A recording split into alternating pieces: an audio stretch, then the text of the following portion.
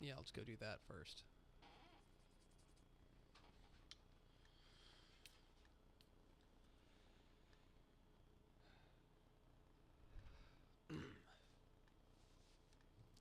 Should probably write up some questions for Larry Coker. Maybe.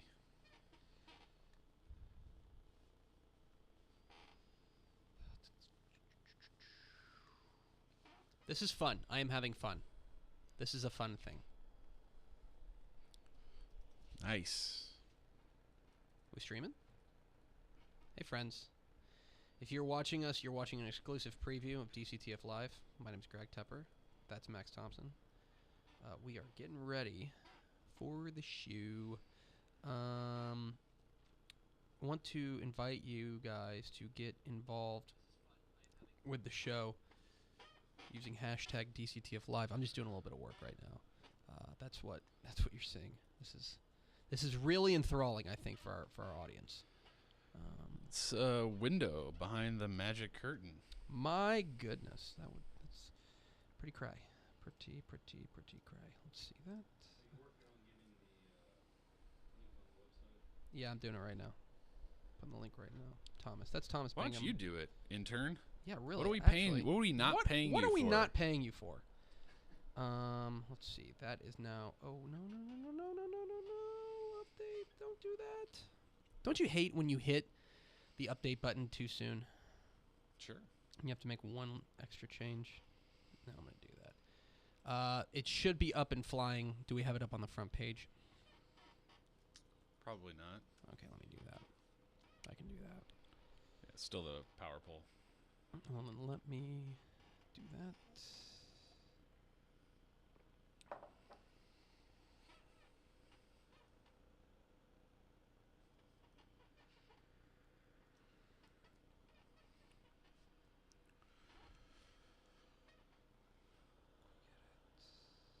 Today's 21st.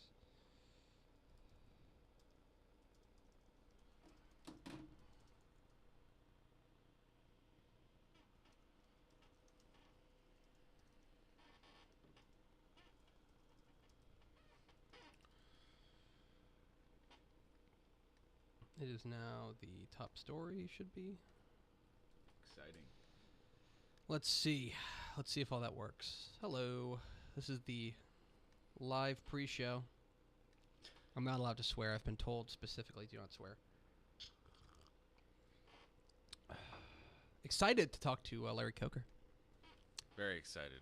He's actually, what's funny is that of the FBS coaches in Texas, I believe he is one of two that I have never spoken to. Never talked to Coker. How fortunate for him. I've never talked to Tom Herman. Those are the two. I have talked to Chad Morris. He's new. But everyone else. No, I haven't talked with Charlie Strong. That's right. I am a liar. I'm a filthy, filthy liar. We already knew that. We really did.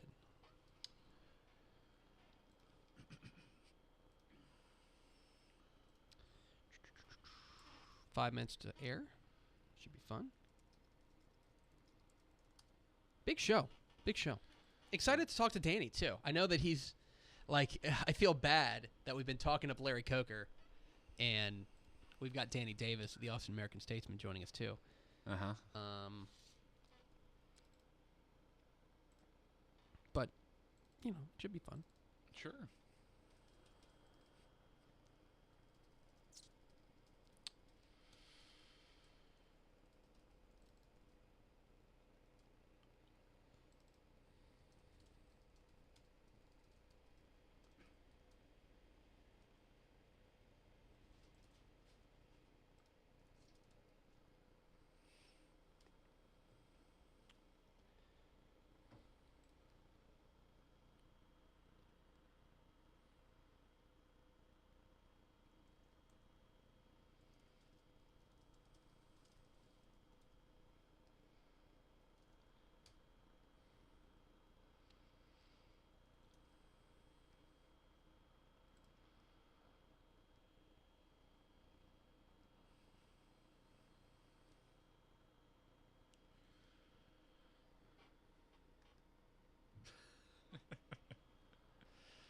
Spencer knows.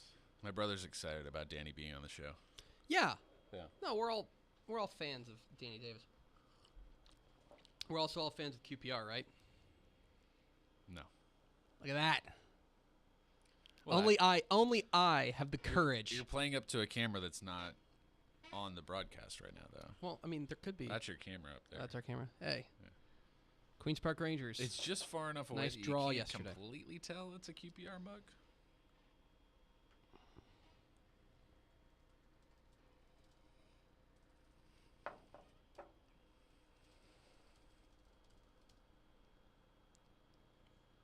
Yeah, I know. Which is probably good. Yeah.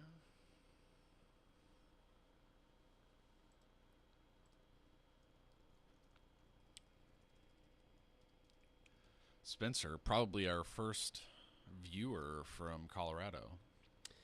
Yeah, maybe. Yeah. Feel pretty confident saying that with things in their infancy.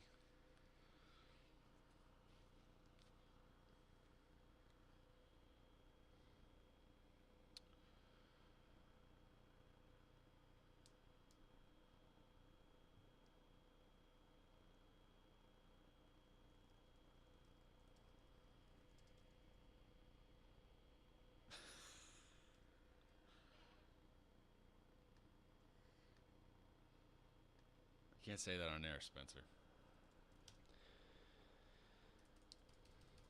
But it was about QPR. I'm sure it was just really nice. Oh, we've got 1 minute. Yeah.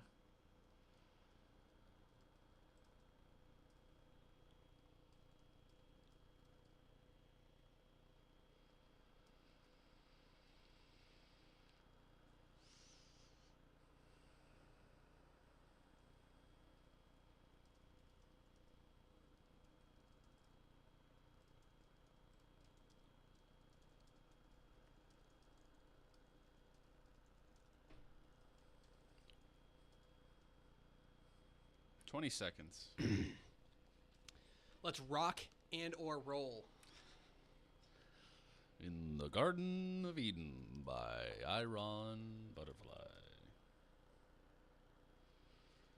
5, 4, 3, 2, 1.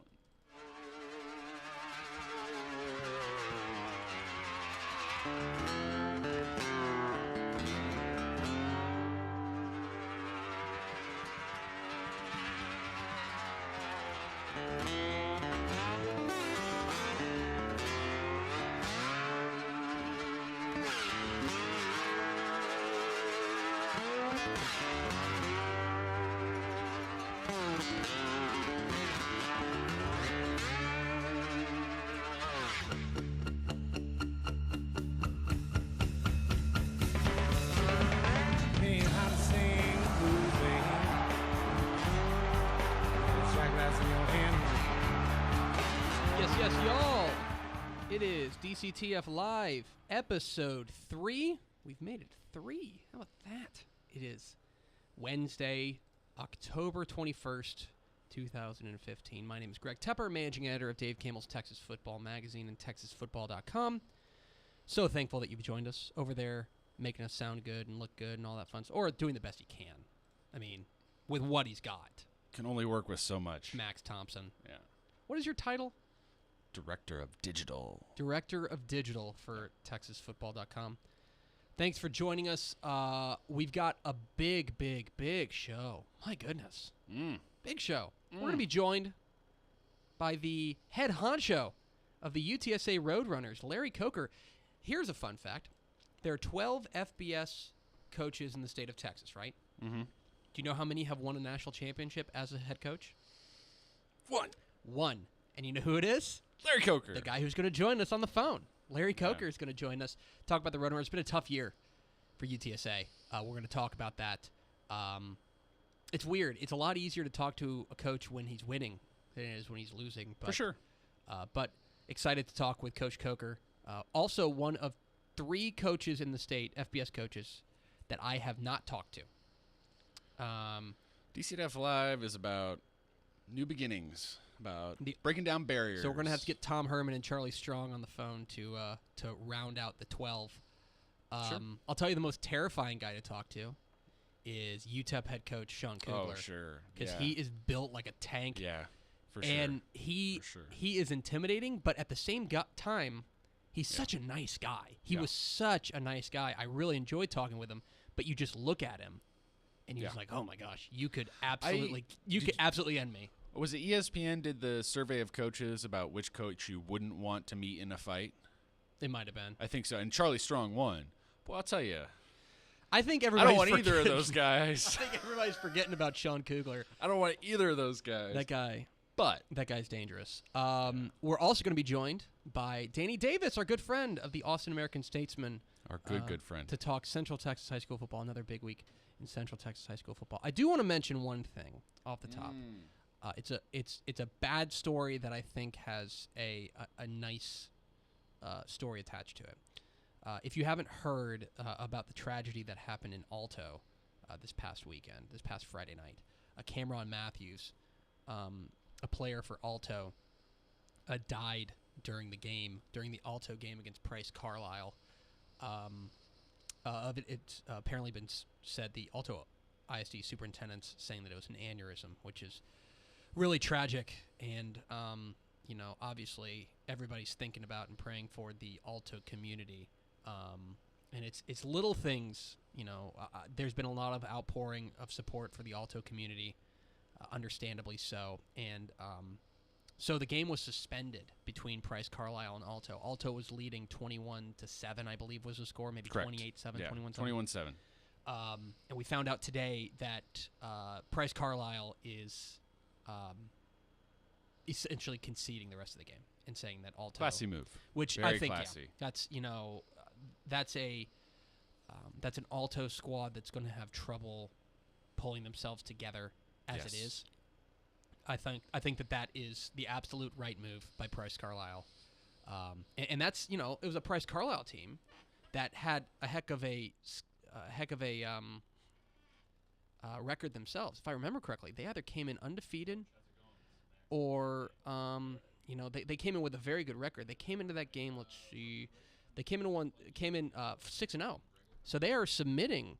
They're allowing their unbeaten record to be lost, which I think is a super classy move, a great move by Price Carlisle for an unfortunate situation. But of course, we're all thinking about the Alto community out there. And but let's move on to happier things. We try to be a happy show, and we are so pleased to be joined on the phone now by the head coach of the UTSA Roadrunners. It is Larry Coker. Coach Coker, how are you? I'm doing fine. Good to be with you. Excellent. Thank you so much for joining us. Obviously, this is your bye week. What does a bye week look like for Larry Coker? Well, I think it depends on where you are. Obviously, we're really kind of a banged-up football team, so this is going to use this for us to get better as for some of our young players and also to get healthy for the next football game. I think it varies. Yeah. If you're playing really well, I think you hate to sit by week. You just like to keep playing.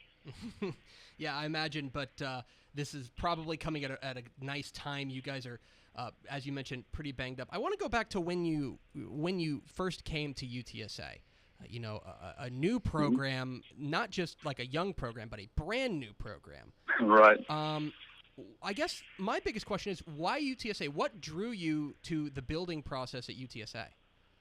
Well, I think the big thing, the opportunity to play in the Alamo Dome was a huge plus for us. We got 1 million people. We got great football in the state of Texas, and no Division I team in the state of Texas. And Lynn Hickey, our athletic director, giving us great leadership. Ricardo Romo, our president. So I just thought there were a lot of plus things here. We had a lot to do. Obviously, we didn't have any facilities, and as you said, it was a totally new program. So it was starting fresh, and that got exciting. Absolutely. This is obviously, with the building of a program, one of the most important things is recruiting. And you're a guy who's had a lot of experience across the nation. When you're starting a program like UTSA, are there any advantages or disadvantages that UTSA has on the recruiting trail that maybe other teams in CUSA like Rice or Louisiana Tech don't have? Well, I don't know if there are any advantages to it. I think the one advantage we do have, we are in the state of Texas, which is a great recruiting area, obviously. But I think the thing that is a positive is young players feel like they can come in and have a chance to play early, which is true. So I think there are some certain advantages there, but for the most part, you're new. Most players want to go to an established program. Yeah, that's one thing that I guess you can't walk into a recruit's house and say, look at the history that we have, because you don't really have any history. Yeah, let's look at our championship trophies, my championship ring here. Yeah, no, that doesn't work because you don't have that yet. Not yet. Absolutely. We're talking with Larry Coker, the head coach of the UTSA Roadrunners here on DCTF Live. Join the conversation at #DCTF Live. Coach, we've heard from UTSA fans. Obviously, this is not the start that you had envisioned. We hear frustration from UTSA fans. From your perspective, from the coach's perspective, what's your level of frustration so far this year? Well, I'd say disappointed more than frustration because, disappointed in the injuries. And, we've lost 3 games by 10 points or less. And, again, it's just this is football. And obviously it's not the way we've drawn it up. But, again, this is a year for us. We had 2 classes. We recruited back-to-back, which is we were allowed to do that because of the new program. And they're all gone after last year. Well, this is all a new group. Got a lot of young players. The team we just played, they have just a ton of redshirt seniors, redshirt juniors. So we're playing some older players. And, again, I don't think anyone wants to hear excuses for not doing well. But, again, we have to realize where we are. We've got to keep playing and keep coaching. Speaking of injuries, one of the key injuries you guys have suffered was losing your quarterback, Blake Bogenschutz. There's not a whole lot of programs in the nation that can lose your starting quarterback and keep on trucking. Do you know, obviously with the bye week coming up, that will help him, but do you know the status of Blake Bogenschutz going forward?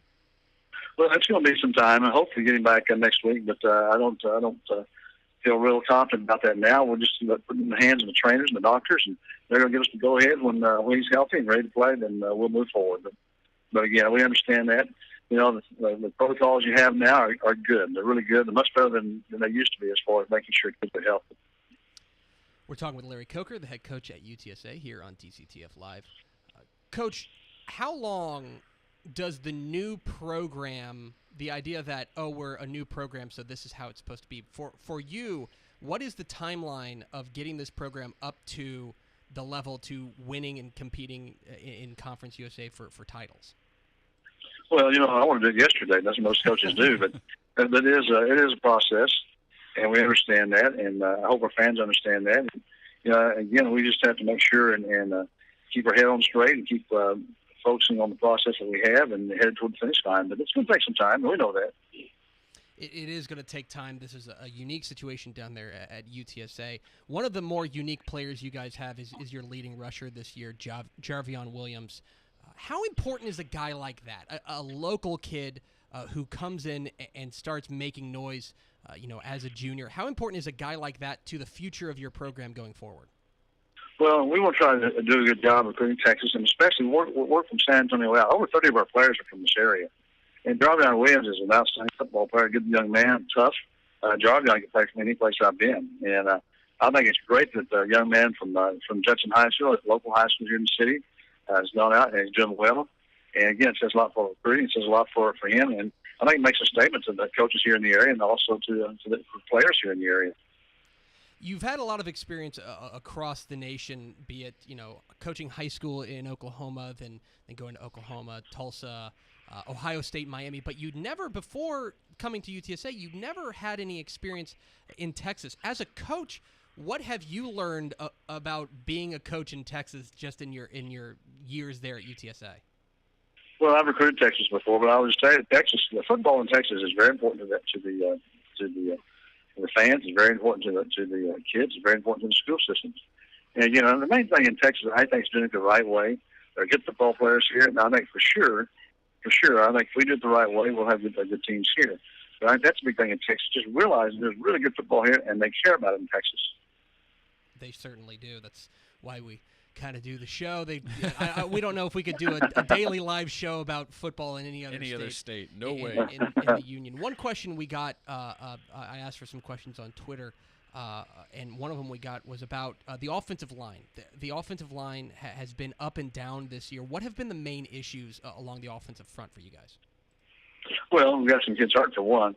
We're not very deep there anyway, and you lose a couple of starters and it really gets stand in a hurry. But Mike Marson came in this year. This is his first year with us, coached the offensive line. Outstanding football coach, was at Ole Miss and in Arkansas, and we coached at Oklahoma State. And he's done a great job with these guys and recruiting extremely well. So, again, the offensive line, for me, that is the toughest position to play. If you can run fast and catch the ball, you can play wide receiver. Mm-hmm. And the offensive line is very, very, very tough to play. I know we got beat by a very good physical defensive line from the team we played last week, and I think that speaks for itself if you watch the film. You guys have scheduled perhaps the toughest non-conference schedule in the nation. You ran through Arizona, Kansas State, Oklahoma State, and Colorado State. Obviously, there's a few different people who have input into who you play in non-conference, but from your perspective, why play such a tough non-conference schedule? Well, it is too tough. Again, for where we are, again, sometimes people have misconceptions about us, and it's hard to get a schedule sometimes. And I think sometimes financially it's helpful, obviously. But I think the big thing is, again, is that we've got to play. We got to be more reasonable with our schedule, and that comes to my responsibility also. And playing a tough schedule, it's we played pretty competitively for a while, but again, it kind of wears on you after a while. You get the injuries, and now you're not competitive anymore. So that's the thing concerning about the schedule we play. But you're right, it is if not the toughest, but certainly one of the toughest schedules in the country for a program. We've only been in Division I a few years. We're talking with Larry Coker, the head coach at UTSA here on DCTF Live. And Coach, you've been in the recruiting game. I don't mean to date you here, but you've been in the recruiting game for more than 40 years, nearly 45 years. From your perspective, how have you seen the game change? Well, I think the game changed from us so much because going from the no-huddle offenses to the tempo stuff where you're just at the line of scrimmage. And of course, the passing game has changed so much, as far as people able to throw the football and spread offenses. And I think that's the big change to me, just to see the offensive style of play. It has changed. And Coach, we'll let you go after one more question. I think that one of the advantages for you living in San Antonio is that you live in maybe one of the best food cities in America.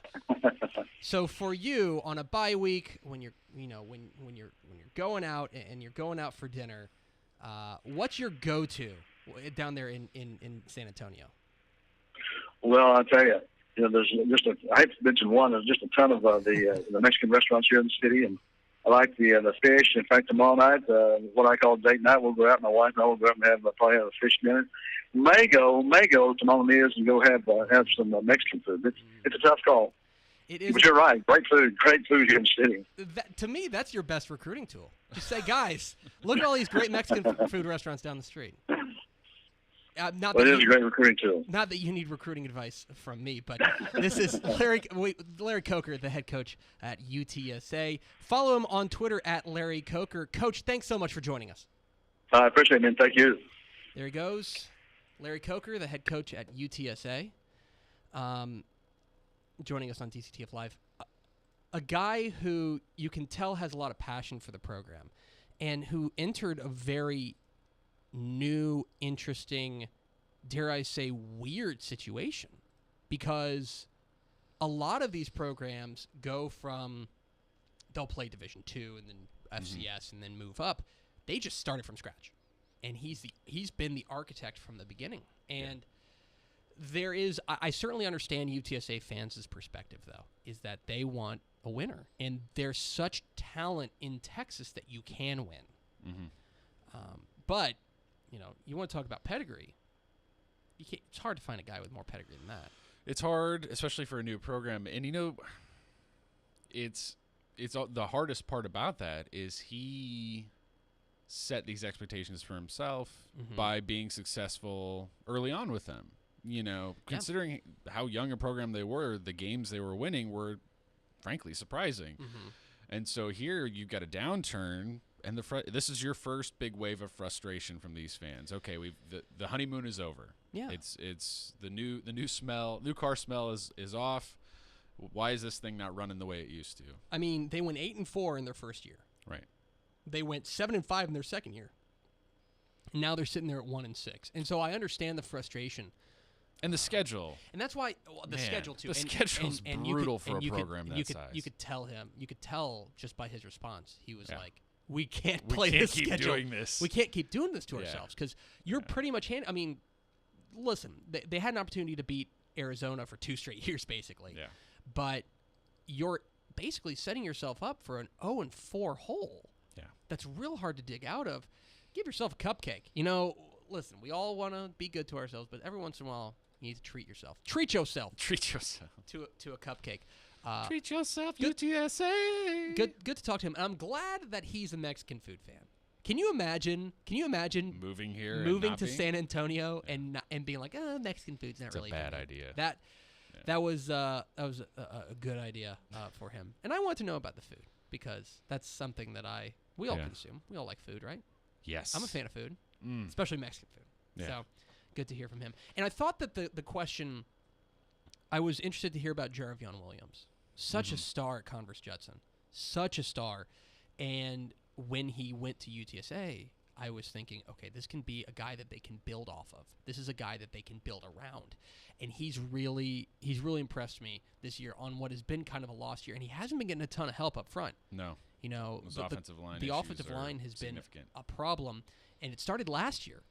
Last year we expected their offensive line to be the strength of the team, and it wasn't. It was, in fact, downright bad, and I think the big reason behind their 4-8 start, or their 4-8 season in 2014.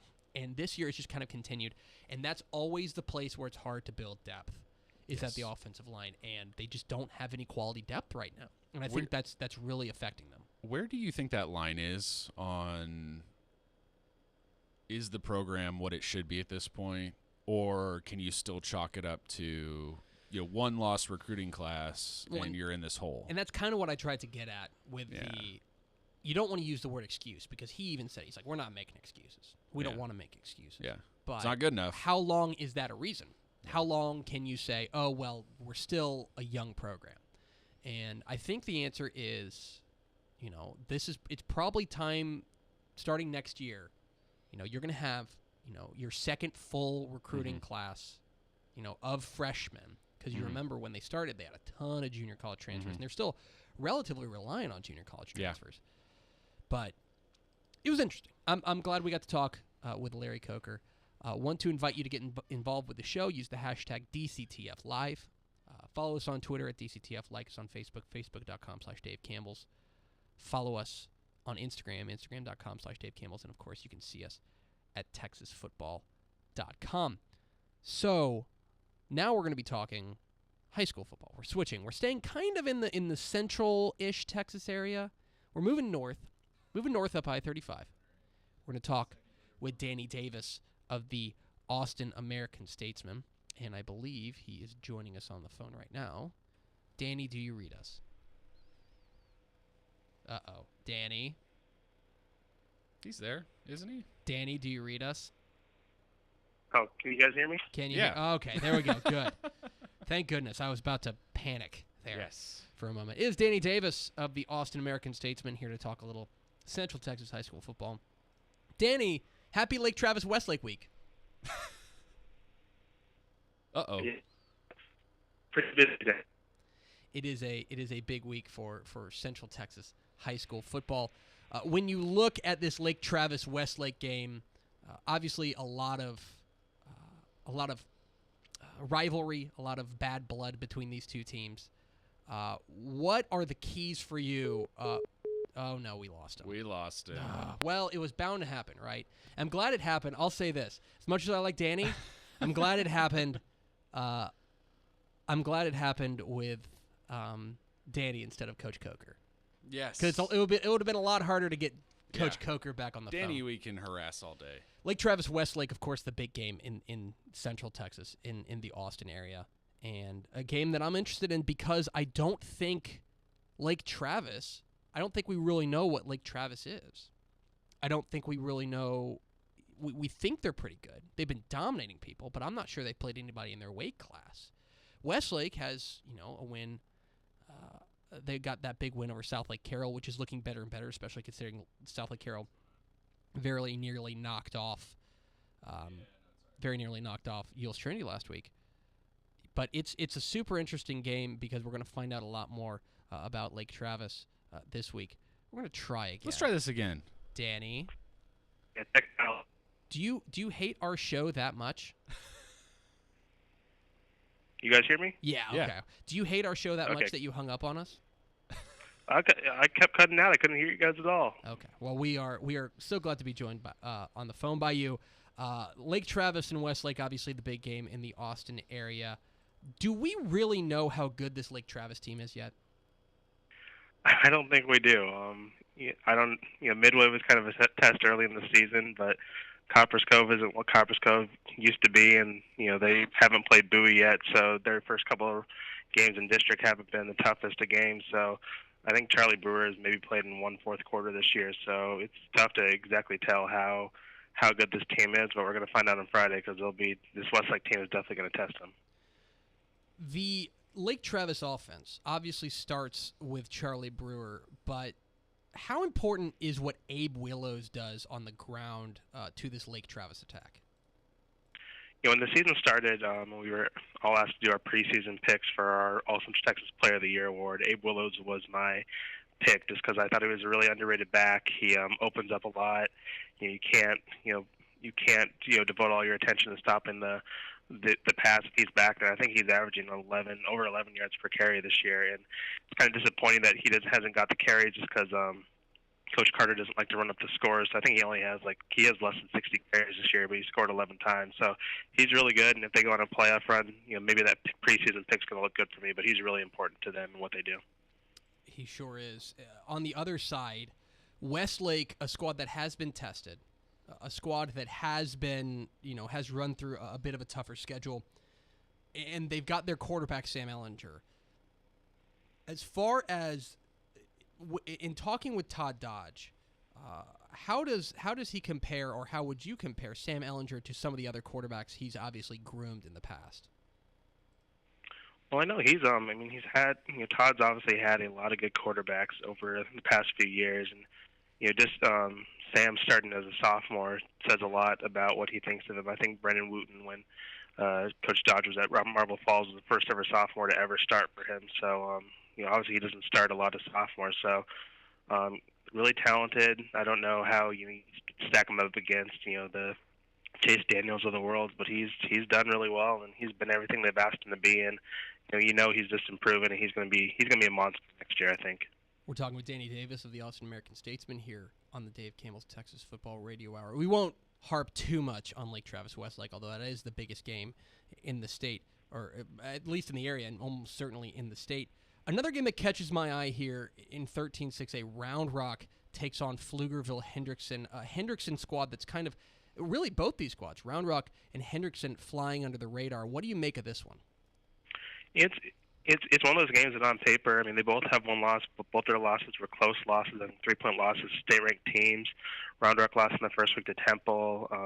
Judson got Hendrickson. I think that score was 12-9 in the first week. So, they've both been playing well since those opening losses, and those opening losses aren't anything worth shaking your head at. I think Round Rock's been playing great since over the last month of the season, kind of reminding people why they won a district championship last year. Hendrickson has had some interesting scores. They only beat McNeil by 10. Stony Point was an onside kick away from having a chance to tie it against them. So Hendrickson has had some questionable scores, but they're still undefeated in district play, and they can run the football, and they have those 6 D1 kids on their roster. So that is a talented Hendrickson team, and it's going to be fun to see how that shakes up. I think Round Rock's going to win this one. Cedar Park, their big win last week over Austin Vandergrift, in my mind, solidifies themselves as the top team in Class 5A, and almost certainly definitely puts them in the driver's seat to win 25-5A. Assuming you have Cedar Park at number 1 in that district, is Vandergrift still your undisputed number 2?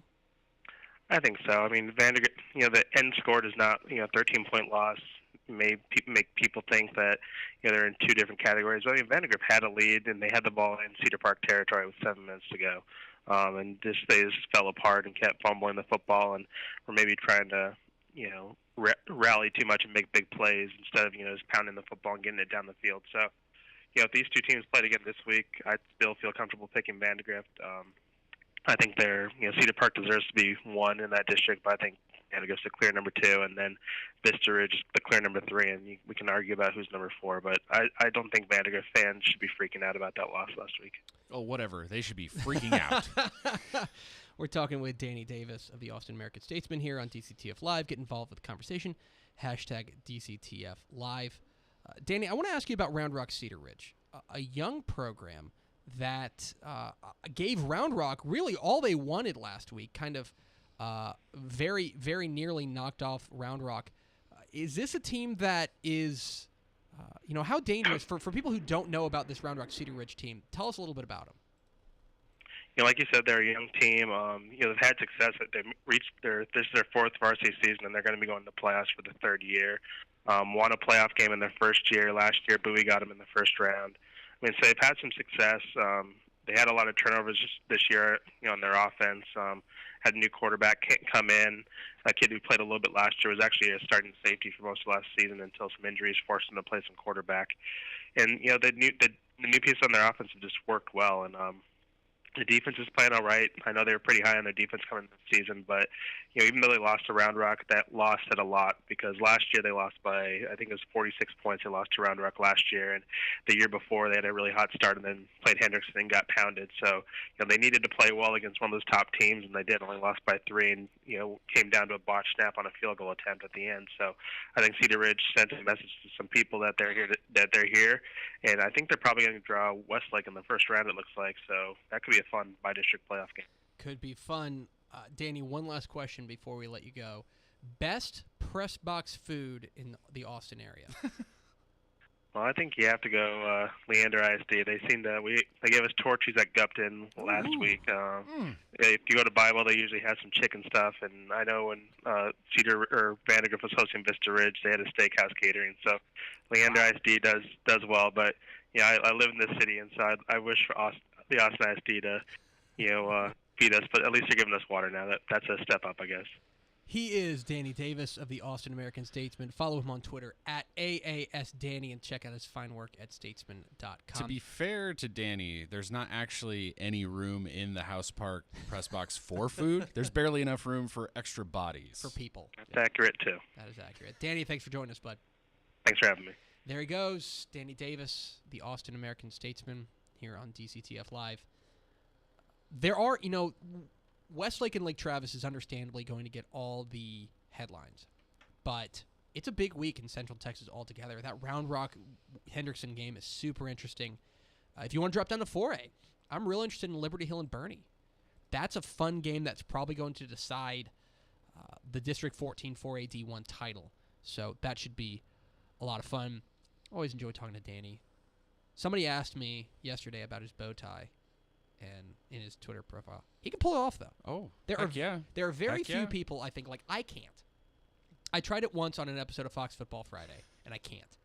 Have you not with that attitude. Have you ever worn? And I'm not talking like a tuxedo, but I'm talking like a bow tie. No, there's no way that this is a bow tie ensemble ready for it. There's no way this is happening. If you are watching us, make sure you subscribe to our podcast on iTunes so you can never miss a show. Never miss an episode.